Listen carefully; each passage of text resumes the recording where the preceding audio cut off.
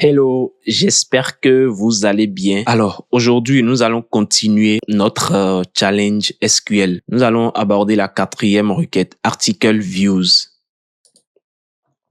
Qu'est-ce qu'ils nous disent? On a une table qui contient 4 colonnes.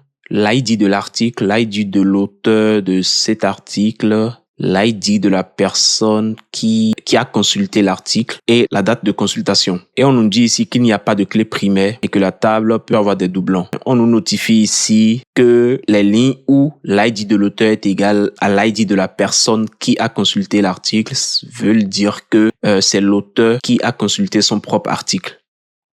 Et on nous demande d'écrire une solution pour trouver tous les auteurs qui ont consulté au moins une fois leur propre article et de trier le résultat du plus petit au plus grand. OK. Dans l'exemple, on nous donne une table qui contient plusieurs articles, les auteurs, les personnes qui ont consulté les articles et les dates de consultation. En sortie ici, on voit 4 et 7.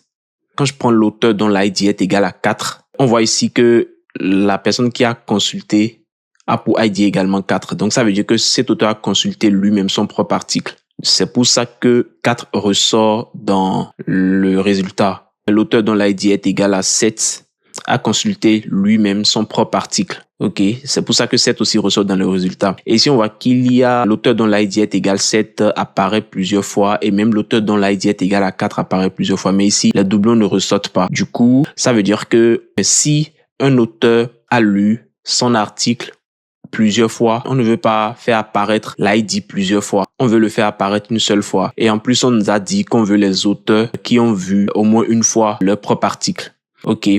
Donc, pour faire ça, je vais commencer à aller sélectionner les colonnes ou la colonne que je dois avoir en sortie. Du coup, ici, c'est ID et comme ce sont les auteurs que je dois faire apparaître, donc c'est la colonne author ID qui m'intéresse. Donc, je vais faire select author ID as ID, donc from, le nom de ma table c'est views.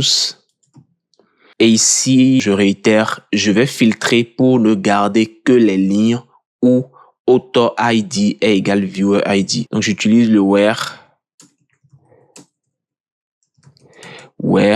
author ID égale viewer ID. OK, c'est bien ça. Maintenant, je vais classer du plus petit au plus grand. Order by. La colonne, c'est la colonne. Ouais, c'est bien la colonne author ID.